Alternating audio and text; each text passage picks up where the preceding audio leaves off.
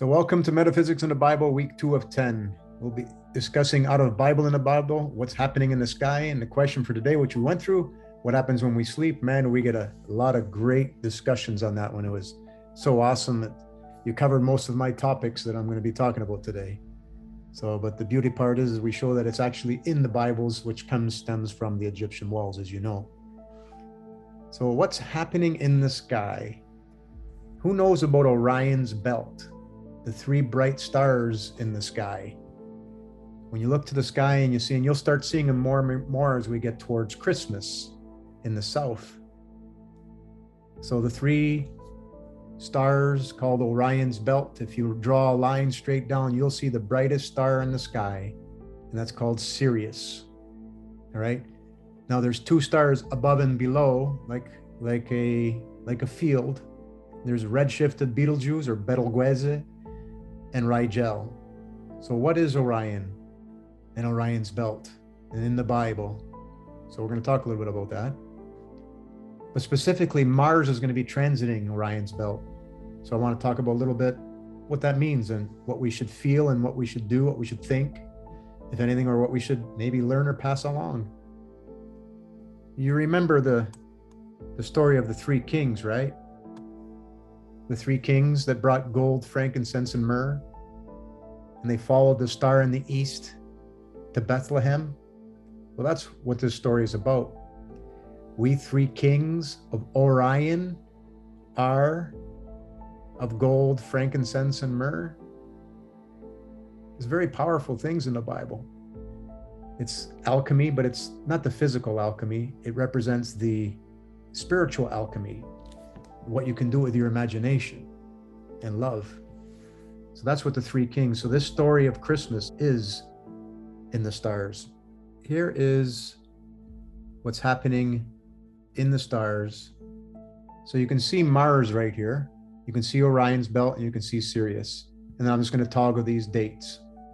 So as you see, as we get closer to today's date, you can see that it's transiting and going to be going by. So this is when you see these lines here, that means when it's going to be in sync. And these equatorial lines are important for alignments. Doesn't mean they have to be right over top of each other, but they do feel and they do make a vibration.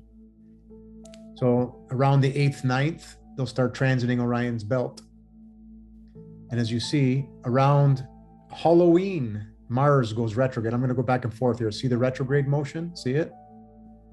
Where it goes backwards in the sky. So right around Halloween, very interesting that Mars is going to be transiting Orion's Belt.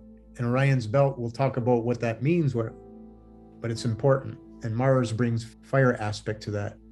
So it goes back into retrograde and then crosses Orion's Belt once again near spring. Okay?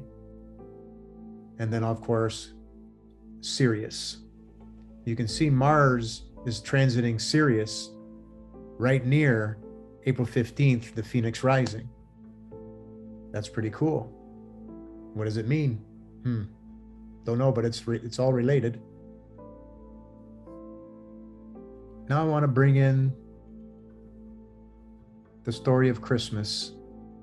So I've started here at September 30th at midnight.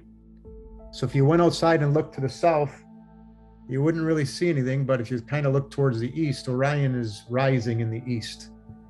So as I scroll day at a time, you can see Orion is coming more and more towards the south. So if you want to see the story of Christmas happening, just look to the south up in the sky, because you'll see right around the winter solstice, you'll see the story of Christmas in the sky. On 12/25, there's Orion's Belt, the 3 kings, and the one that's born, and they follow the star to the east. And that's Sirius, the brightest star in the sky. There's a relationship with the mother coming back in the sky, and right around the same time that she goes retrograde, Sirius is rising and the River Nile floods. So there's a beautiful alignment that doesn't happen except during a Phoenix Rising. So the whole story of Christmas is in the Bible, and it's in the stars, 100%. And we've covered this in the past, but like I said, there's no prerequisite. So I'll remind people that In Job 38, 31, 32, Orion lead forth the mazzaroth through the ages. So when something happens in the sky and or in your chart, it's about you leading forth the mazzaroth through the ages, because this is your world. So what does it mean? Will you be a leader? Will you be a leader for truth? Will you lead others where we find the answers to life's most difficult questions, which is in the stars, which is in the Bible, although it's being mistranslated. It's on the Egyptian walls. So when things happen with Orion and around Christmas, that Christmas story comes out, but it's kind of been mistranslated a little bit. But we're supposed to tell that story. That's why we decorate our houses. We're still hanging on to those beautiful breadcrumbs of trying to share the right story. But now you're being shown the right story. This is it. It's in the stars. It's in the sky. So Mars transiting there. Mars is fiery. So Mars's message is transiting Orion is burn with your hearth within. Make a fire within you. Burn some incense and be frank about it. There's a pun intended there, frank in the sense, right? Frankincense. So be frank about what your loving intentions are you want in your world. So Mars starts transiting in about 3-4 days. So if you start doing this, you're going to align with the energies from spirit. So your dreams may become more vivid. Your reality will start becoming more pronounced to you because you're following the messages that are written in the sky. And it's all about love. It's actually really beautiful. So again, you don't have to do a literal burn of incense. Just thinking about this truth in this story will be just as good. Again, it's your world. But when all our worlds come together towards one love, it will once again be beautiful. We are infinite and coming out of a lesson of the least amount of love. So again, one more recap, all right? During this fall season, will you burn that one love fire within and share the truth within your inner self and lead those around you to it? That's what's important. And it can be as simple as pointing out Orion's Belt to someone without saying another word, because that's how it started for me. When I heard a buddy of mine, Boxy, say, "There's Orion's Belt," and he didn't follow the stars, but he knew that. And when he said that to me, my whole life changed. I wanted to start learning about it more. And then I got guided, and here we are. So when we look to the starry sea, the Mare, the Mary, we realize it is more than just lights, but message on how to find our way home. And it can only be done with love. Okay, so let's talk about home and leaving the body. Brian Marshall asked if I could do this on a show, because he said, here, look at this link. Astral projection out of body is in the Bible. So I went and looked at it. Me personally, I've not had one where I've actually seen my own body. But then again, what are dreams? Are we not floating around in the Akashic records? And we've already spoke about that. Some people said that. It's just the Akashic. And some of you may have seen this. I wanted to start with this because I had a synchronicity while making these slides. So while making these slides, this came out. I'm just a soul whose intentions are good. Oh Lord, please don't let me be misunderstood by the animals. So while I was making this slide about wanting to be understood of what the messages are, this comes on the radio around my Pandora. What a great synchronicity, right? So these synchronistic songs at the exact moment is an example of how the Akashic record finds you. They're all there, but how do we tune into them? As soon as you start doing these tunings, as soon as you start seeing them, understanding them, and know that you're infinite, and know that the messages are out there for you to find, they come. These messages and vibrations are our guidance. They happen all the time. They've happened our whole life. We just have to allow it. And then while I was typing that exact sentence, the next song came on. Well, she wrote me a letter, said she couldn't live without me no more. It's so beautiful. But we can sit here and all talk about our synchronicities all day, right? Anyway, everything is divine time, and it's just our ability to tune in. So back to the slide. If you're not familiar with Dr. Masaru Emoto, he did experiments proving that the waters retain memories of emotions and vibrations. So look at, he grabs some water, makes it really small droplet, says something to it, lets it crystallize. And this is what comes out when he says, thank you. wisdom, truth, eternal, angel, I love you, peace. And then you fool, look at it. You make me sick, evil. I don't even like saying those words.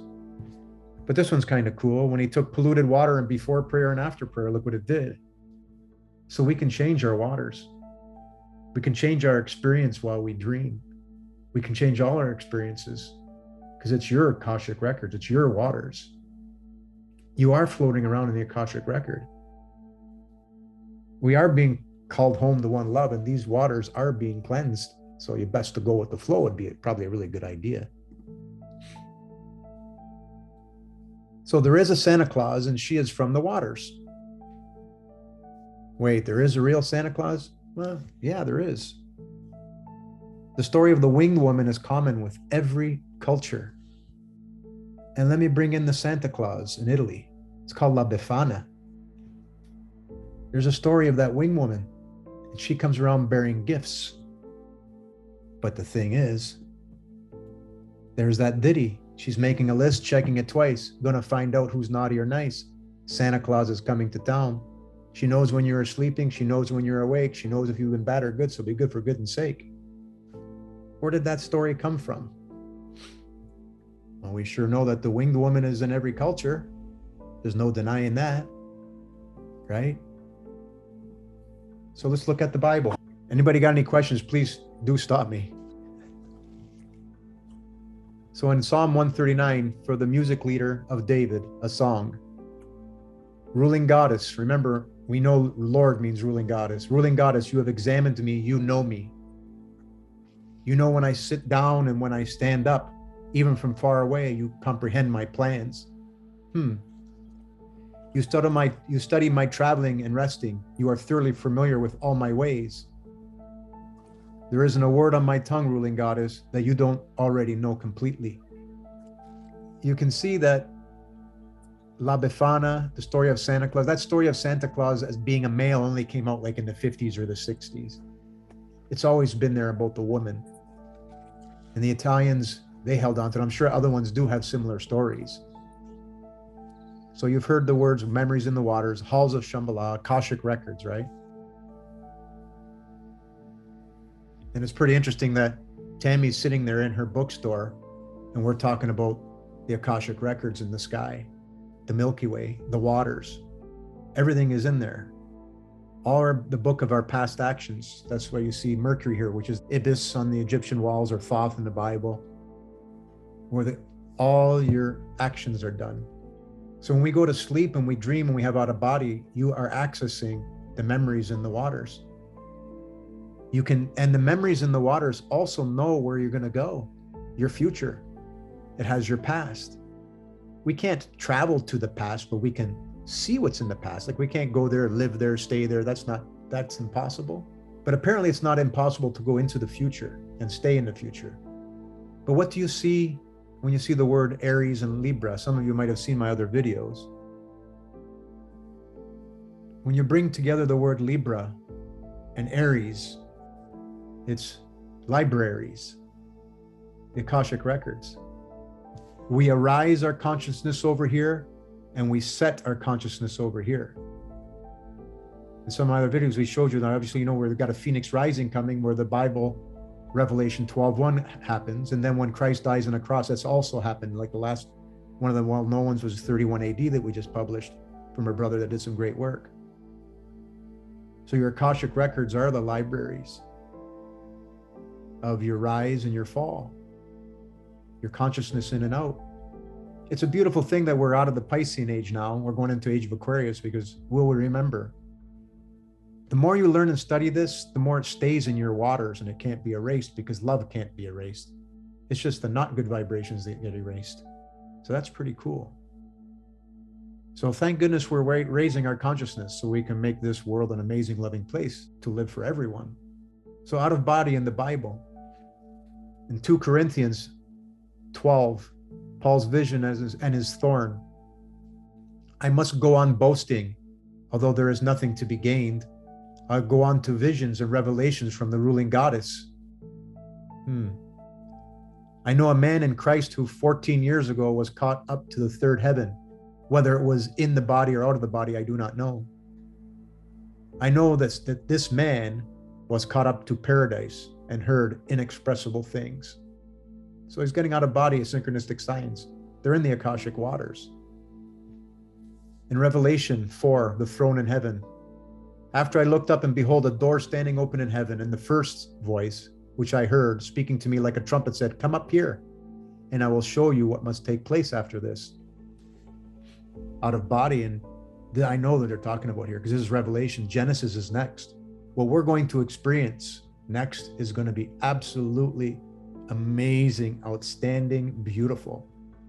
We still have some bumps to go before we get there, but it's going to be there, with or without us. And in 2 Corinthians, awaiting the new body. For we know that if the earthly tent we live in is destroyed, we have a building from God, an eternal house in heaven, not built by human hands. We are confident, I say, and would prefer to be away from the body and at home with the ruling goddess.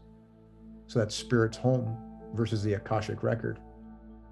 Because remember, the waters have good and not good vibrations in it.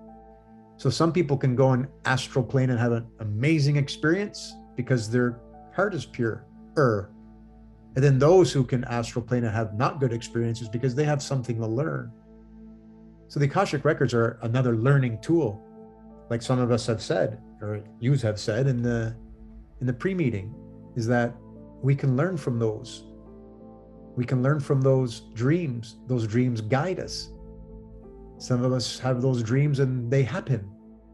So yeah, that's a power we have.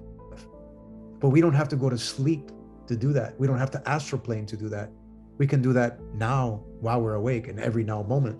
That's the beautiful part. Some more of them in Colossians 2:5. For though I am absent in the flesh, yet I am with you in the spirit, joying and beholding your order and the steadfastness of your faith in Christ. So out of body with spirit. And in John 5:28, do not marvel at this, for an hour is coming when all whom are in the tombs will hear her voice. Now don't forget, the tomb means this body.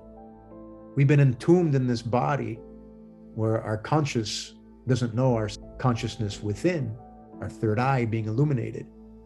That's what the misunderstanding of entombment and entombment of the body and the preserving of the body, that's misinterpretations on the Egyptian walls.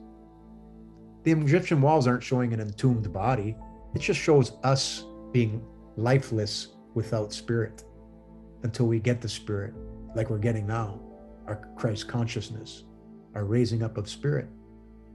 And 29, and come out, those who have done good for the resurrection of life, and those who have done evil to the resurrection of judgment.